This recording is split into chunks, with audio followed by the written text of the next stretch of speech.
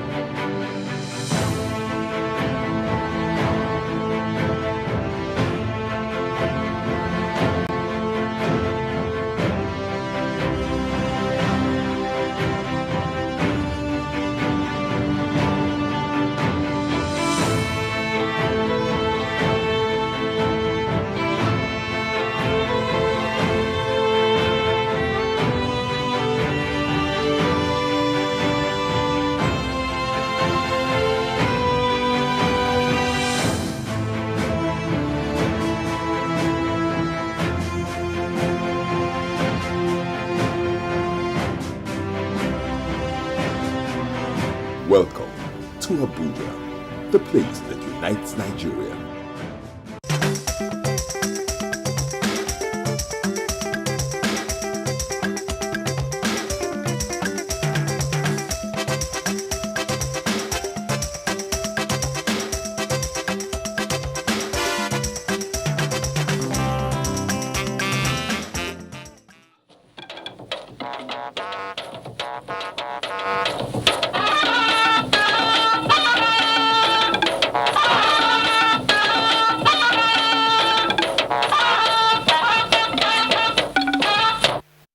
Hello, this is Weekend File on the NTA. We are live in Abuja.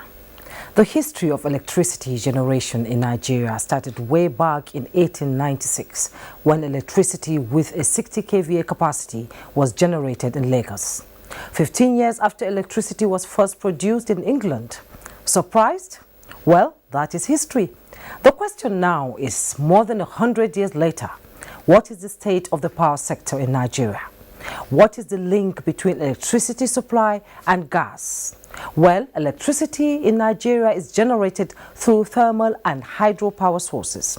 The main source is fossil fuel, especially gas, which is abundant in Nigeria. Yet, with these abundant energy resources, many of its residents can't access sufficient energy. Recent reports show that about 40% of Nigerians don't have access to electricity, and around 70% of households rely on firewood for their most basic needs like cooking, while 93,000 Nigerians die annually from smoke inhalation, a danger that topped discussions at the just concluded COP26 in Glasgow, Scotland. The government, on its part, is trying to tackle its energy issues, particularly by focusing on renewable resources. It has built more gas power plants and increased the number of off-grid solar by system PV systems, which convert solar energy into electricity in rural areas. These interventions came after the Energy Commission of Nigeria conducted a number of research to ascertain the country's future energy demand and supply. Projections with priority to solving some of the challenges in an environmental sustainable way So how has this effort reflected in the provision of power, considering the frequent hike in tariff prices, price of prepaid meters, supply of gas to power plants, and hike in price of domestic gas, and what is being done to address it? This, my guest in the studio will have answers to as we discuss energy, affordability, and matters arising.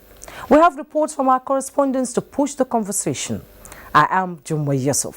Thanks for joining us. First, let's get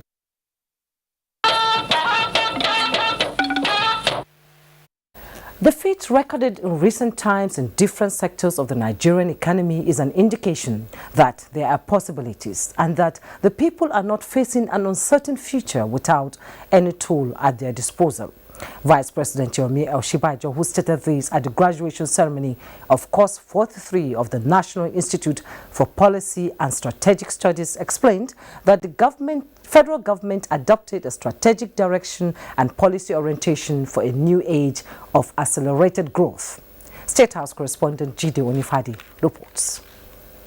That strategic direction and policy orientation is embedded in the new National Development Plan 2021 to 2025. The new plan emphasizes value-added services, which will lead to job creation. The main fiscal challenge facing Nigeria is inadequate revenues, especially in the face of lower oil revenues. The Vice President also restates the need to improve tax administration, rigorously collect revenue due to the federal government, and bring all to the federal budget. Only 142 who pay self-assessed tax of more than 10 million naira. I'm not talking about companies, I'm talking about individuals. 90% of them are from Lagos State. 90%. So in this whole country, with people who have Rolls Royces, have big cars, have all sorts, only that tiny fraction pay 10 million in assessed taxes. Everybody else claims to earn never enough to be able to pay that kind of money. So we need to be more aggressive about tax collection, especially tax collection from those who certainly have the resources. Described as the nation's think tank, 85 of them drawn from various backgrounds and given the task by the President through the National Institute for Policy and Strategic Studies on getting things done, strategies for policy and program implementation in Nigeria. The Vice President congratulates them for a thought-provoking research work presented to the President. Every MNI belongs to an elite club of thought leaders of Nigeria. You are in the front lines of our efforts to build a better future for our country. You must be the first promoters of Nigeria's unity. The seminal policy work that you produced here, which you submitted to Mr. President, shows clearly what can be done where the best Nigerian minds, regardless of ethnicity or religion, work together for the good of our nation and its peoples. And I think that we demonstrate here every year with the graduates of this college, the members of the National Institute, that it is possible for our country to be united, for people to work together for the common good of our people and our nation. At the end of the course, Your Excellency, I'm proud and happy to report that the participants have been well equipped through rigorous and intense research and training processes to contribute to Nigeria's government strategic plans and actions towards getting things done in their different roles and capacities. It has always been difficult to move into plateau. Before I became governor, that was always the cry when you nominate people to come to the institute. That time it was all crisis in plateau. But today, Your Excellency, Mr. Vice President, that's not the case. It is now fight on who to get nomination to come to Jos. So far, 2,275 graduates have been produced by the Institute in 43 sessions. From the National Institute for Policy and Strategic Studies, Kuru, Jos, Jide Onifade, Ente News. Meanwhile, Vice President Yomi Oshibajo has described Wole Olanipekun, senior advocate of Nigeria, as one of Nigeria's most consequential constitutional lawyer, given his contribution to the nation's legal jurisprudence. He stated this at the second edition of the Wole Olanipekun Co-Justice Summit in Lagos. The report. Vice President Yemi Osinbajo, who chaired the event, commended the jurist for deploying the proceeds of his sweat into improving the well-being of the less privileged. His disarming wit and humor, and his sometimes lyrical and poetic submissions, quoting from the classics and the scriptures, make him easily one of the most outstanding minds in the legal profession in this or any other generation. Lagos State Governor Babajide Sanwo-Olu also showered encomium on the septuagenarian. Is indeed a detribalized Nigeria. The summit, which has as its theme implementing justice sector reforms, coincided with the 70th birthday of Wole Olanipekun. The event had in attendance distinguished and reputable individuals providing practical ways to build sustainable, trusted, and adaptable justice delivery mechanism. Give legitimacy to justice, accountability for the action of every role actor within the sector is critical. Wole Olanipekun, who has led legal teams in many landmark cases, including President Muhammadu Buhari's defense team at the Presidential Election Petition Tribunal on the outcome of the 2019 presidential election, is a former Attorney General of the old Ondo State. He was called to the bar in 1976 and awarded the rank of the Senior Advocate of Nigeria in July 1991. In Lagos, Imole Ayotokede Ogunfowera, NTA News. It was Wole Olanipekun and Co-Justice Summit in Lagos. In other news, the Progressive Governors Forum has called for tolerance and understanding among members of the APC. Emmanuel Akile reports that the governors made the call in Gombe while sympathizing with the people and government of the state over the violent clash between youth groups in Gombe.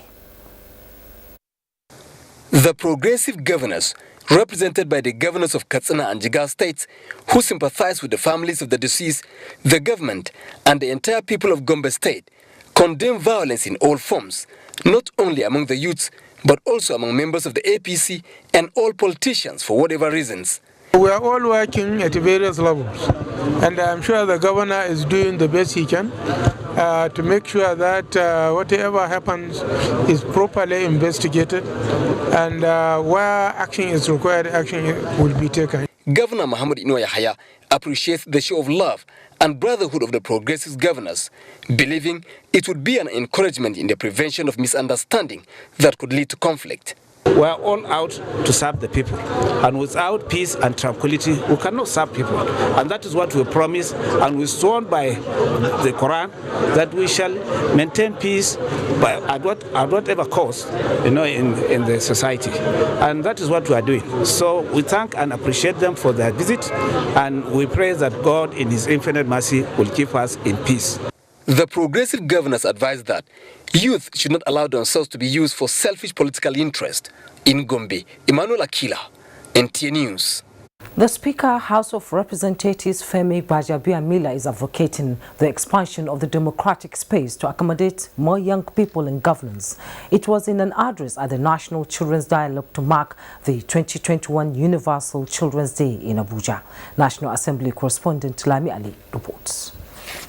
The National Children's Dialogue, with the theme Nigerian Child and the National Unity Project, provided a platform for the Speaker to further stress his support for direct primaries, is captured in the amended Electoral Act transmitted to the President for his assent. The provision, he says, gives equal chance to youths with leadership qualities to become candidates for an elective office. The young men and women of Nigeria, who I have just said, have the capacity and the potential to attain greatness. Surely, the enabling environment must be created for them. How does this tie into the parties of the primaries of parties? It means that a young man with bold ideas, with ideas that look into the future, can actually say, listen, I want to run for the state assembly. I want to be the governor of this state. These are my ideas. Give me the opportunity. That opportunity is created by direct primaries, not by indirect primaries. Bajabia Mila also emphasized the need to ensure peace and security and also build the education sector for the well-being of the future generation. The Children of Africa Leadership and Values Development Initiative used the events to unveil publications to enlighten children on the Constitution and Child's Rights Act. It is for us to create a platform for children to be involved in discussing matters that affect them. The government recognized the children and decided to award them and celebrate them today because we are the leaders of tomorrow. I want to inspire children, especially those from disadvantaged backgrounds. The event attracted children from various schools and other organizations. Lami Ali, NTA News. Meanwhile, the federal government is poised to promote the survival, protection, development and participation of the Nigerian child in national development in view of the complexities caused by the COVID-19 pandemic. This was central at the commemoration of this year's Universal Day of the Child, marked in Abuja. Momso Damien Deti reports. COVID-19, a lot of children have suffered. They are born through hunger and suffering, and some of them are born through abuse. So this playlist was to show how different organizations or different people in the society can come together to remove the effect of COVID-19 on children. School for the Gifted Gwagwalada is the choice of the Ministry of Women Affairs to mark this year's Universal Day of the Child.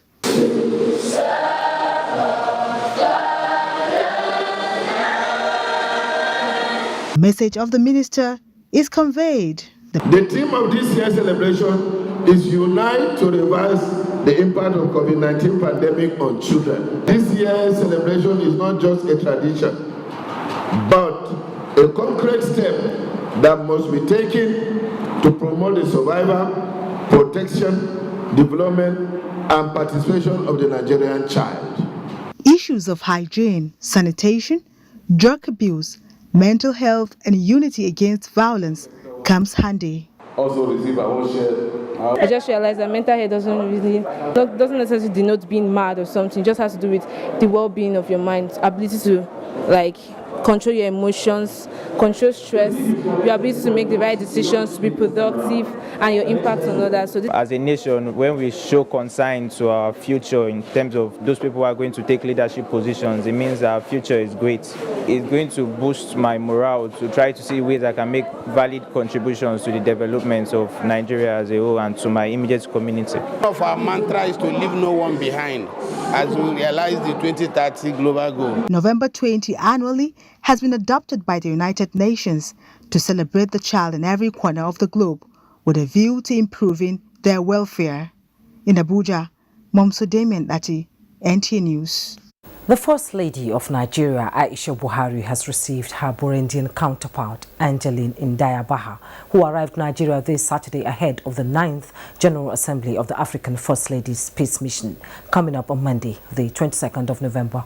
State House correspondent Aliu Kabir reports. The First Lady of Burundi, Angeline Ndayabaha, arrived at State House, Abuja, and was accorded a warm welcome by the First Lady of Nigeria, Aisha Muhammadu Buhari.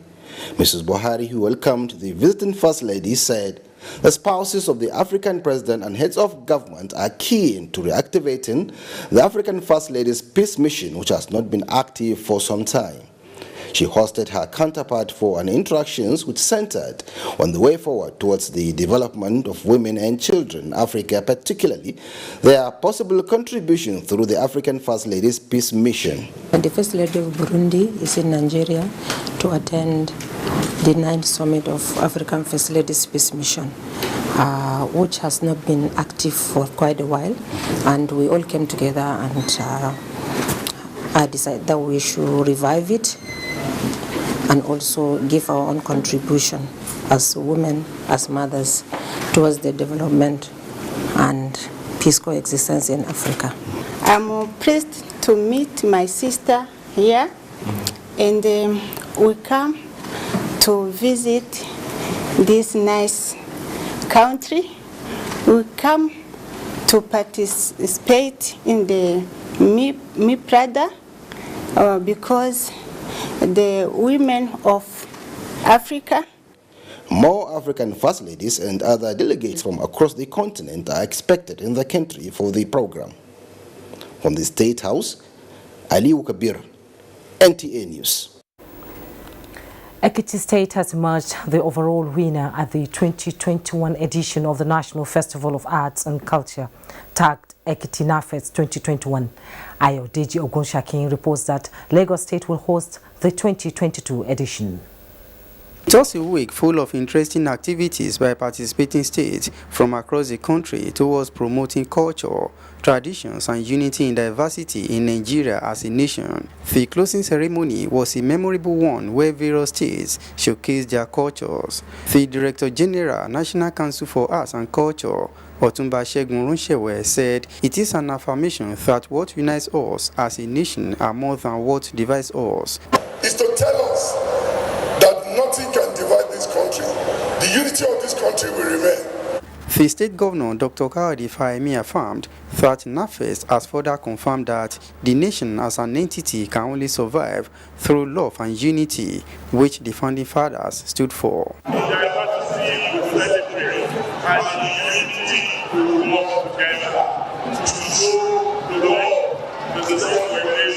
Ekiti State emerged the overall winner. Rivers second position, while Bayelsa and Benue State jointly won the third place. Prizes and certificates were presented to states that won different categories of the competitions, while Lagos State will host the next edition in the year 2022. It's a means to an end.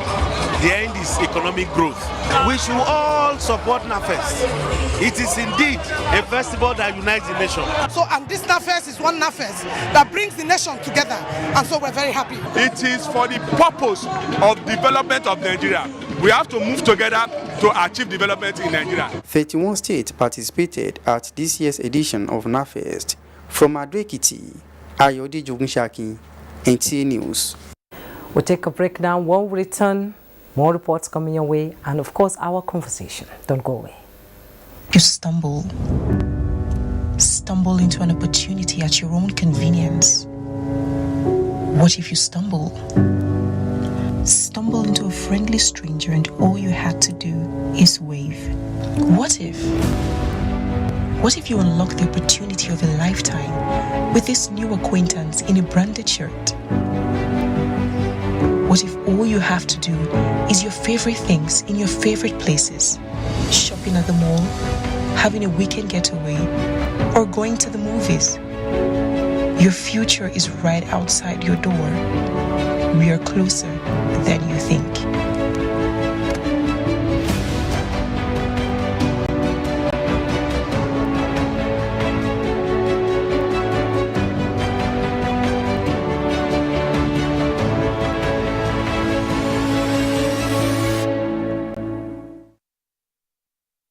Abuja holds 9th convocation.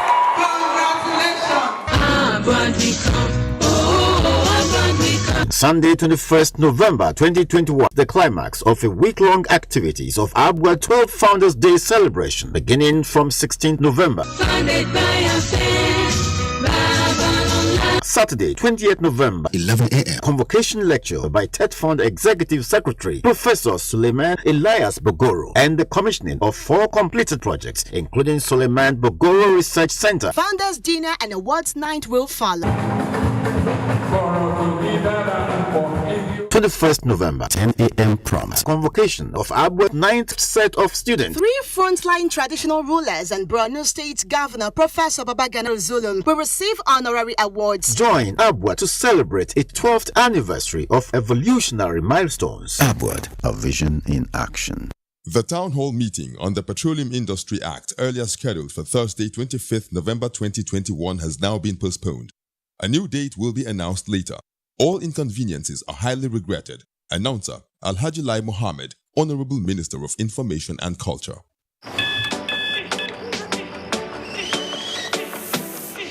You don't wait for life.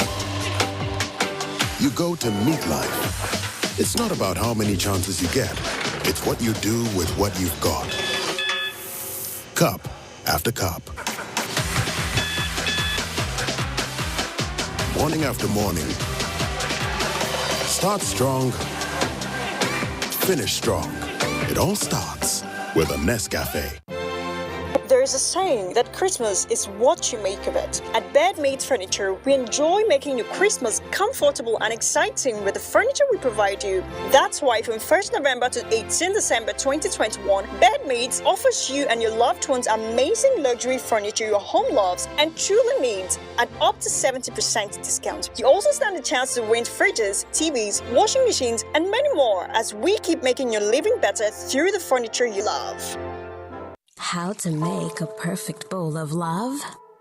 A perfect blend of taste that brings every ingredient to life. The fusion of different spices. The unique aroma that rejuvenates your senses. The heartwarming deliciousness. And the satisfaction that comes from every bite, which makes you say, I love my Indomie. When you hear the sound of credit alert, quick and easy transfer, say we want to serve you better. No be play, we go turn your business around. We are Fidelity Bank. We are Fidelity Bank. Sure you be the person we want relax. Save your money, your girl, we dey serve, we no dey tire. Say now your future be our concern. At Fidelity Bank. We are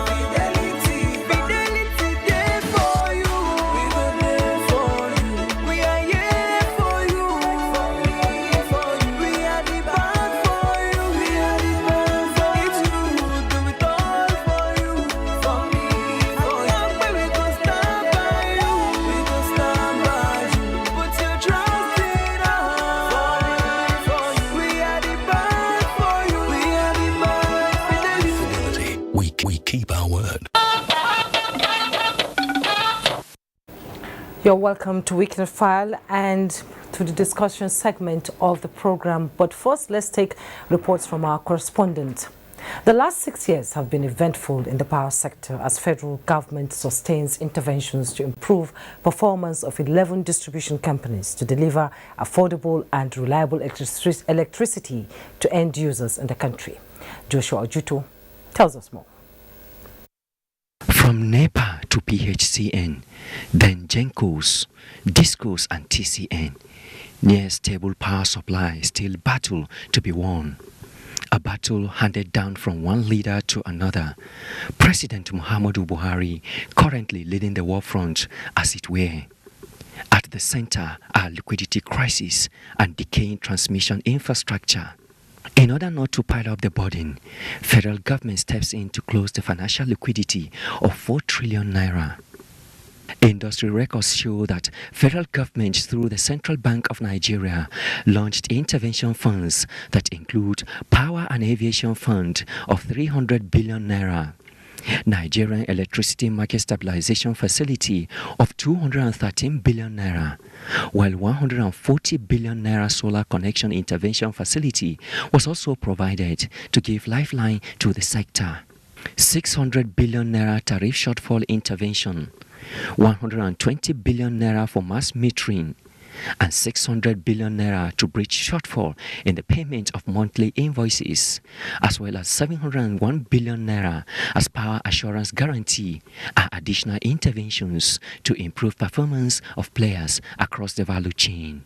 No government in the past have demonstrated the heights of commitment, sincerity of purpose, and good, genuine desire to bring about a change that Mr. President has demonstrated. However, with 1.3 trillion naira so far injected into the sector in the last 6 years, electricity customers groan over inadequate supply in the midst of frequent hike in tariff. We doesn't see light and they keep bringing bill to us. Electricity customers are hopeful that the interventions will reflect in the bulbs.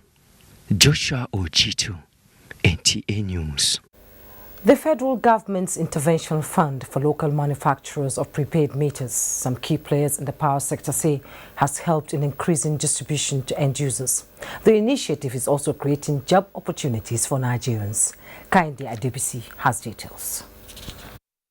In 2020, the federal government began the National Mass Metering Program, an initiative geared towards mass metering of Nigerians. It provides loans to distribution companies for procurement of meters and also for local manufacturers. Through this intervention, over 1 million meters have been installed across the country. The local manufacturers are having access to the intervention funds being provided by the federal government. Yes, in fact, it is a very good initiative and it is commendable. We believe in metering. It is in our interest at DISCOs for people to be metered, and we do all we can to ensure that this happens.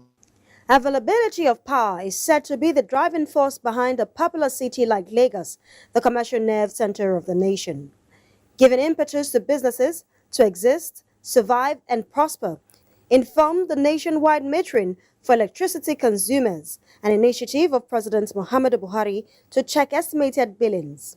How well as Lagosians benefited from this order? Do you have a prepaid meter? No, I've applied, but I don't. They've not given me. What did they say? They say it's not available.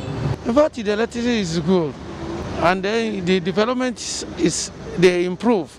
The oil and gas sector also contributes to power generation across the country. What is the implication of this? This year alone, there's 12% increase of general gas from the producing companies, But the fact remains that, there remains contending forces, that are in need of these gas. Over 4 million Nigerians are expected to benefit from the second phase of the mass metering set to begin later in the year. Kende Adebisi, NTA News. And joining me in the studio to discuss energy affordability in Nigeria is my guest, Oyebode Fadipe, Head of Corporate Communications, AEDC.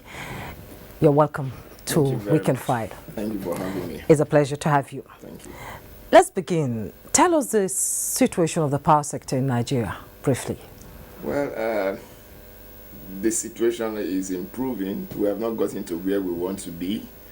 I know that quite a number of people will feel a bit skeptical about that, but the truth of the matter is that compared to where we were before and where we are today, there has been a major leap from what it used to be. So it's certainly not as it was, but it's certainly not as customers would want it to be. So there has been an improvement.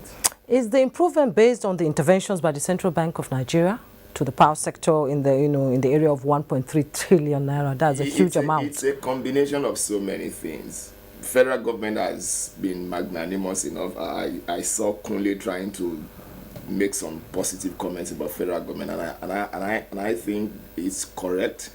The DISCOs themselves have also done a lot of improvement. I know that going around the entire DISCO, I have certain data at my disposal. Going around the entire DISCO, there is no one of them that has not invested, that has not grown the business up to about 100%. There's no one of them that has not grown the business since privatization in 2013 up till date. There's no one of them that has not grown the business up to about 100%. In some instances, 200, 300%. No country can survive without electricity because business, business, is, based on that. Yes. Let's talk about the burning issue that most Nigerians would like to talk about, and that is the increase in tariff and price of meter across the country. Okay. It's a lot of confusion going out there. Can you give us the facts? Now, I don't know where the confusion is coming from. From the end users, because they say the tariff is too high and it's been increased, now, you see, what I've always come across is tariff is too high, but nobody looks at what cost of production is. Nobody looks at the macroeconomic factors that also drive the product, the supply of electricity. These are issues that we also must take into consideration before we come to the conclusion that tariff is too high. Yes, the economic situation in the country, and not just the country alone, but globally, it's a major source of concern for people, particularly because we are just beginning to recover gradually from the debilitating effect of the COVID-19. But even at that, people must also understand the fact that the the discos themselves, or the entire power sector, which is made up of the value chain, do not exist outside of this of the Nigerian economy. We operate within this economy. We buy gas from this economy. We buy cars from this economy to run the business. We employ people from this economy to run the business. We pay overheads from this economy to run the business. We don't get funding from any other place outside of this economy. So we are subjected and we respond to the economic factors that drive this particular environment. Yes, but you have had interventions from government, like government is planning to spend like $3 billion in the next 24 months and will end subsidy by December 2021. A lot of consumers are worried. About what? It's not whatever intervention government is doing is not free. Whatever intervention the money comes to discos, yes, there are interventions, but it's not free. They still pay back. So let it not be seen as if government is just going to its own till, take the money and give to discos, and then deny other sectors of the economy the opportunity to use that same fund. No, that's not the way it operates. This money comes to them, yes, but it also goes back to government because it's an intervention fund that is a loan facility that must be paid back. And guess what? It is paid back as a first line charge. It's paid back as a first line charge. So before any disco has access to its own money, they remove whatever percentage that is supposed to remove at every point in time. So it's not free of charge. Okay, finally, what time do you have, to end estimated billing in Nigeria? Now, the issue of estimated billing is not going to come like a bullet. It's going to take a while until you can talk about crashing metering in the country.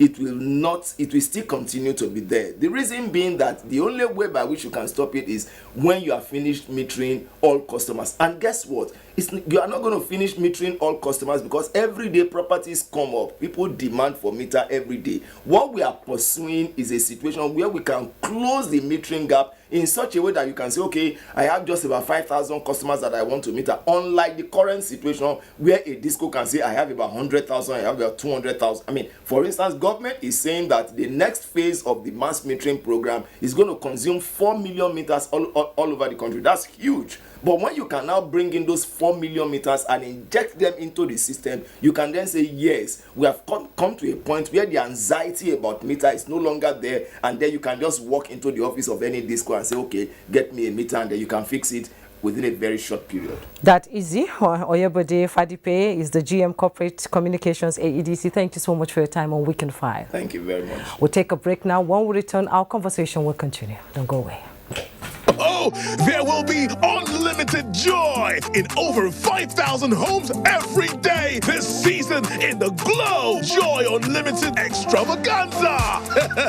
5 cars every month, 100 generators, TVs, and fridges every week. 5,000 free airtime and data winners every day.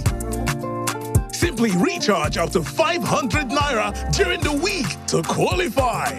Dial *611# now to enter the Glow Joy Unlimited Extravaganza.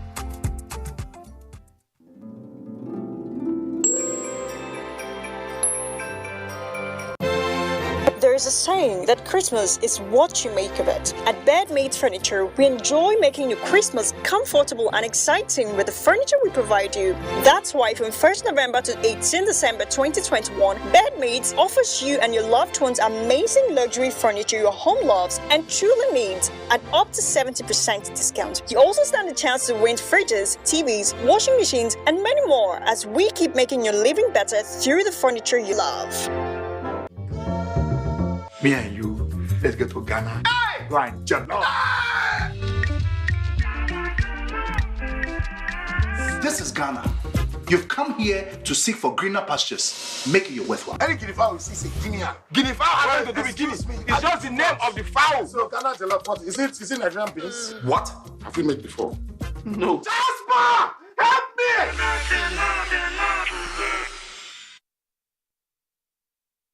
Nigerian youths are about the greatest assets the country has at the moment. It is therefore not surprising that the administration of President Muhammadu Buhari is strategically responding to the yearnings of the youth through multiple projects and programs. Youth entrepreneurship support years by Bank of Industry, the Youth Investment Fund by the CBN, and several other conditional cash transfer programs. Recruitment of 774,000 social workers, majority of whom are youths, and so many other projects that are beneficial to youths directly or indirectly.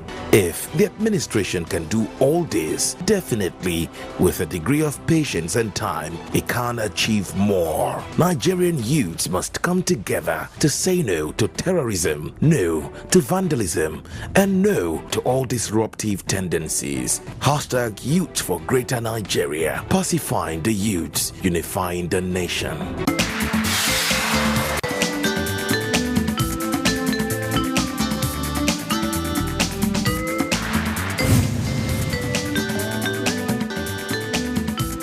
Outcome of Durban-Paris Trade and Investment Fora is our focus on NTA Tuesday Live next week.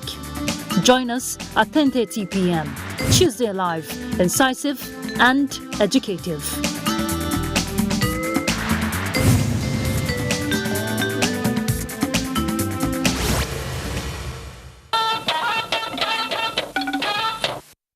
Thanks for joining us. Let's take more reports before we continue with our conversation with my new guest. With their warnings about the impending dangers of climate change clouding the headlines on a daily basis, energy transition from fossil fuel to renewables is a hot topic. The question is, with Nigeria's huge natural gas potential, is it time for Nigeria to do away with gas, or time to harness the nation's huge natural gas for energy security? Let's get the details from Lydia Sampson. It is not an exaggeration to say energy poverty is one of Africa's continent's most pressing problems.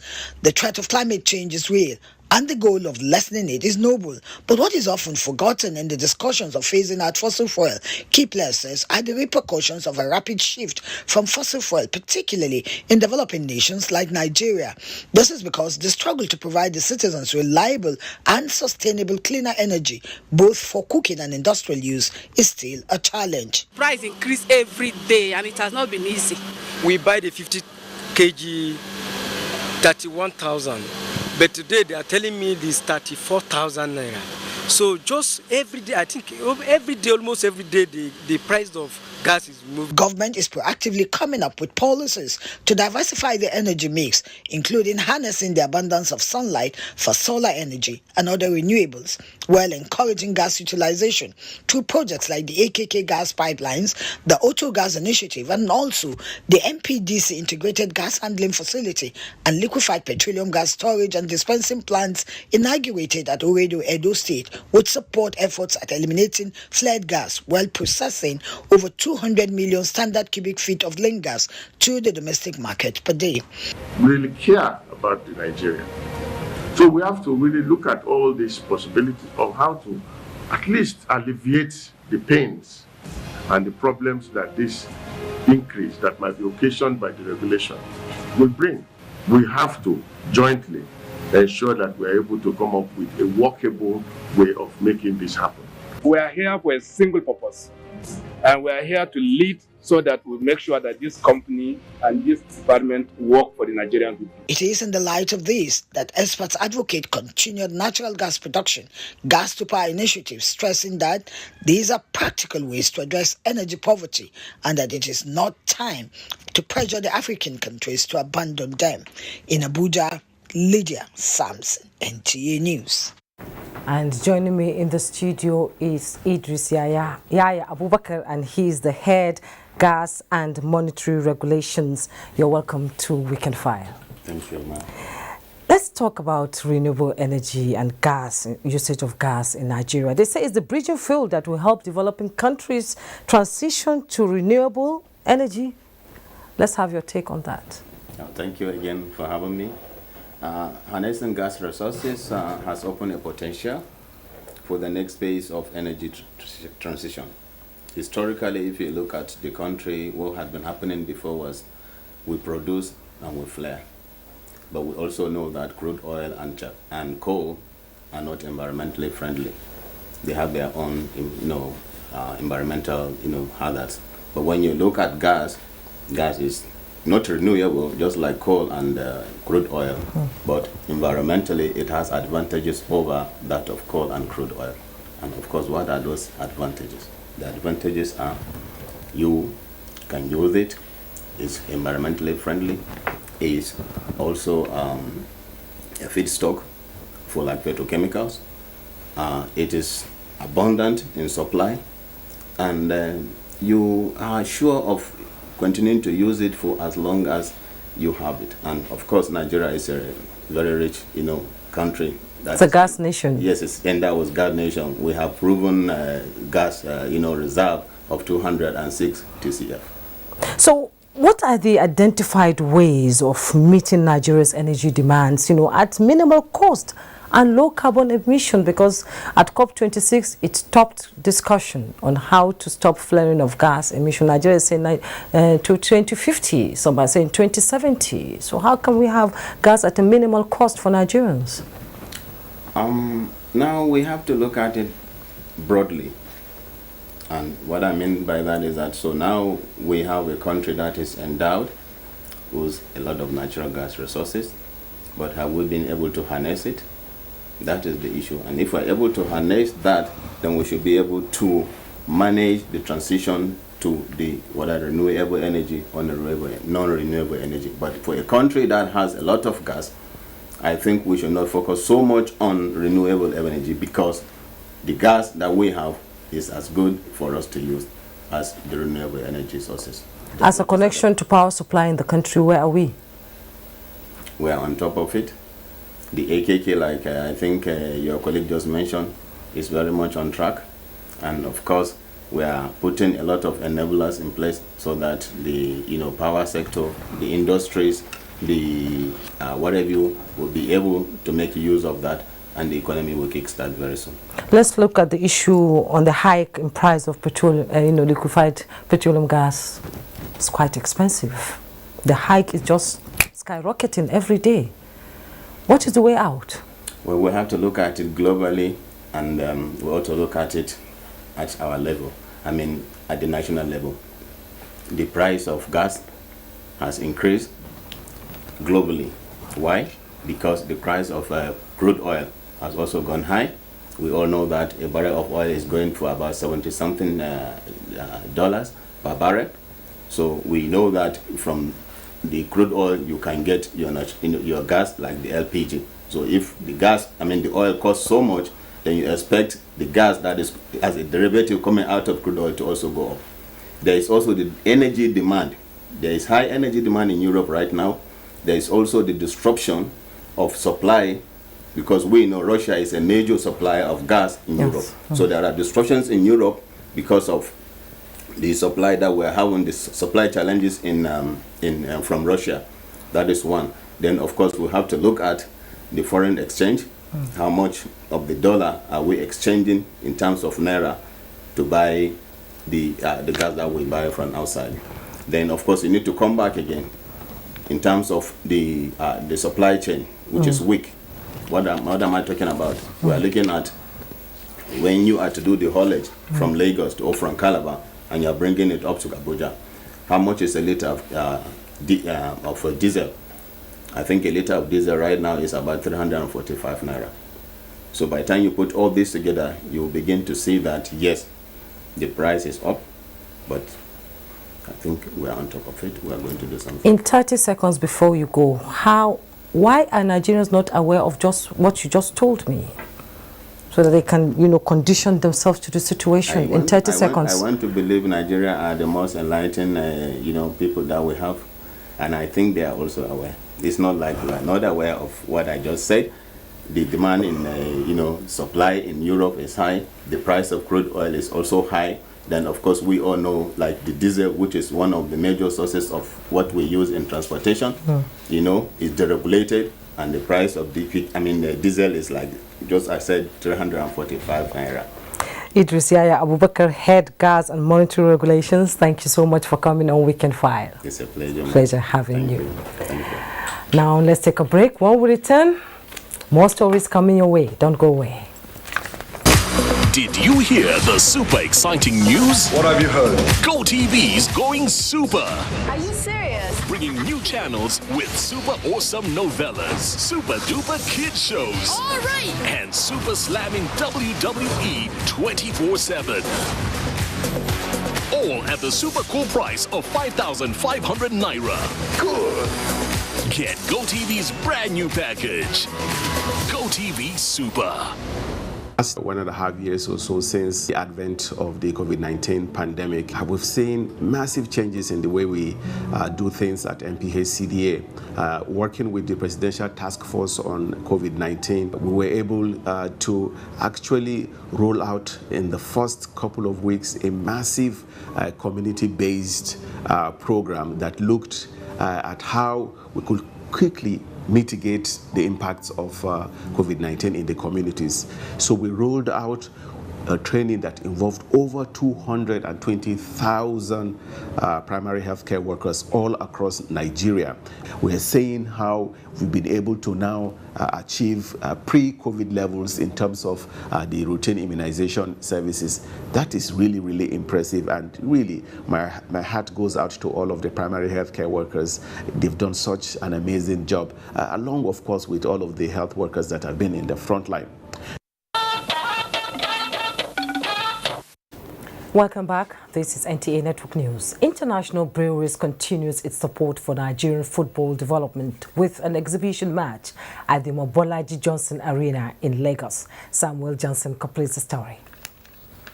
The exhibition match featured former Chelsea captain and English football icon John Terry and Brazilian star and La Liga player Roberto Carlos. While John Terry led the Kings FC, Roberto Carlos was captain of Smooth FC in dark jerseys. After a 90-minute goalless regulation time, the match was settled on penalties, with Smooth FC showing supremacy by 4-2. The sponsors expressed satisfaction, while other stakeholders see the new partnership as dispensation of hope for the development of football in Nigeria. It's pretty impressive. It's been a cracker. Reality is that of all the sports we play in Nigeria, football is the biggest for us. And I see that a few years from now, this is going to be the standard. It can only get better than this. What I've seen so far is one of the best of its kind, and I'm highly delighted. Everyone is excited, the stadium is filled up, and they all cheered up, get up, and you're all here today to have fun. Trophies and other prizes were given to players. Some Nigerian artists also added color to the event. In Lagos, Samuel Johnson, NTA News. And for more on sports, let's join Abdullah Ajia. Hello, Abdullah. Hello, Jumai. Thank you. Let's start with bits on golf. A 5-day clinic on developing critical skills and knowledge for business in the golf industry has ended in Abuja with a charge from international referee Edwin Osuho to stakeholders to take advantage of the business aspects of golf to further improve the sporting sector. Aspect of golf, how you can use it to get into commercial life. And I went into the tournaments, how they can get sponsors, get corporate organizations to come and sponsor tournaments. We believe that it has opened our eyes. It kind of created more awareness that people would like to key into it, because there's nothing else. I mean, we've never had this kind of thing before, and people really want to know about this game. People want to key into the industry, but they don't have the access. They don't know how to. Moving on to hockey, Plateau Queens, one of the female hockey teams for this year's African Cup for Club Hockey Championship, have arrived Ghana ahead of their opening game against Ghana Revenue Authority on Wednesday. Ocheng Bedi, who spoke with the players before they departed, reports that the team is in high spirit as they look forward to making the country proud in Ghana. 4 teams comprising 2 female and 2 male will represent Nigeria in this year's event, scheduled from the 24th to 30th November 2021. In them, we are proud we are going to make Plateau State proud and the Nigeria itself. By our preparation, as you can see our faces, you see that everybody is in shape. That we are going to make the country proud. In the English Premier League, matches played this Saturday. Despite missing 2 penalties in the first half, Watford pulled off a grand upset, defeating struggling Manchester United 4-1, putting more pressure on Ole Gunnar Solskjaer and extending the Red Devils' woeful run of recent form. In other result, Chelsea in the early kick-off beat Leicester City 3-0 as the game between Wolves and West Ham United, which was live on the NTA, so Wolves taken a narrow 1-0 win against West Ham at home. Despite being La Liga's lowest scoring side, it was Alaves who opened scoring in their game away to Sevilla, which ended 2-2. Villarreal were denied their first away win of the season after a late error gifted Celta Vigo an equalizer in a tight 1-1 draw. The game between Atletico Madrid and Osasuna, which was live on the NTA, ended 1-0 for the home team. Well, so much on the football state. Thank you so much, Ajaya, for coming on Network News. The remains of late chieftain Joseph Dean has been laid to rest in his hometown, Pushit, in Mangu local government area of Plateau State. Late Joseph Dean, on his death on the 30th of October 2021, was a chieftain of the All Progressives Congress in the state and a close ally of President Muhammadu Buhari. Zenred Dingmon reports. President Muhammadu Buhari, represented by the Vice President Professor Yemi Oshibajo, said the late Captain Dean was passionate about the peace and unity of Nigeria and was always ready to lend a hand for a worthy cause. He was a friend and worthy confidant of our President, President Muhammadu Buhari, who described him as a trusted and worthy ally of many years. The reason I'm sure is that he described him as such is because he always gave objective and balanced and fearless advice. The president was his friend, but he was never afraid to tell him the truth, and he did on many occasions, both privately, I'm sure, and even publicly. Nigeria will miss a true patriot, a man who loved his family with a passion, and all his children will attest to that. For us, he was not only a politician, he was not only very close to us, and before his demise, up to now, he remains the chairman of the Elders Forum of APC in Plateau State. I, the children, and the relations will miss him greatly. The remains of late Captain Dean was interred at his hometown, Pushit district in Mangu local government area of Plateau State, as testimonies of his life and times flowed in. And former Governor of Lagos State, Bola Ahmed Tinubu, was in Kano to condole with the government and people of the state over the passing away of renowned industrialist Alhaji Sani Dangote. While in Kano, the APC national leader visited the elder brother of the deceased, Alhaji Aliko Dangote, at his residence. Abdullahi Mustafa has the report. Although he is not in Kano for a political engagement, the APC national leader arrived the ancient city to a rousing welcome. Bola Ahmed Tinubu was received at the Malam Amini Kano International Airport by Governor Abdullahi Umar Ganduje, members of the State Executive Council, and party stalwarts. He came to condole with the government and people of Kano over the passing away of an industrialist, Alhaji Sani Dangote. After visiting the leader of the Dantata family, Alhaji Aminu Dantata, and the deceased's mother, Haji Maria Sanusi, proceeded to the residence of Alhaji Aliko Dangote. As a family that contributes to the Nigeria's economy, Tinubu stated, it is necessary to share with them the grief of Sani Dangote's exit. What we have come to do is join in prayers for you, for the people of Kano State, to Nigeria and entire family. So we will now, it is a lesson for us to now do good and to continue to do better. So we thank the Almighty Allah for what He has done to us. It was a great blessing.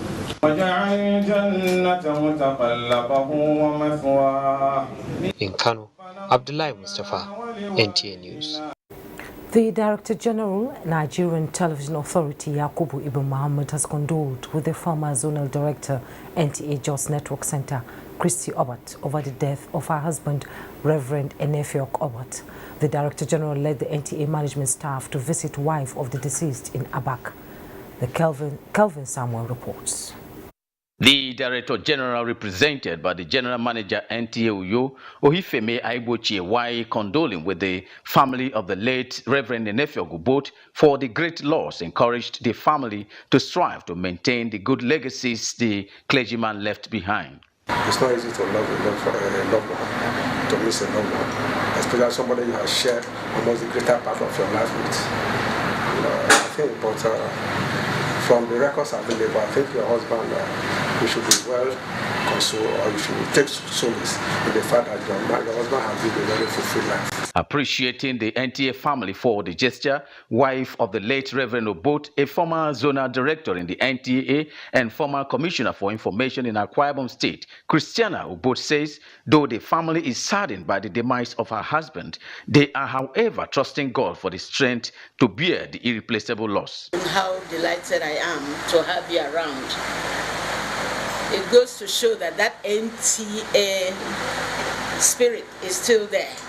It goes to show that we are still together, even though some of us have bowed out of the system. The remains of the late Reverend Enefiok Obat, who died at the age of 79, will be laid to rest on Saturday, the 27th day of November 2021 at his country home in Abak local government area of Akwa Ibom State. In Uyo, Kevin Samuel, NTA News. And that's Weekend File. But before we go, don't forget to join NTA in the fight against rape and rapists. I am Juma Yusuf.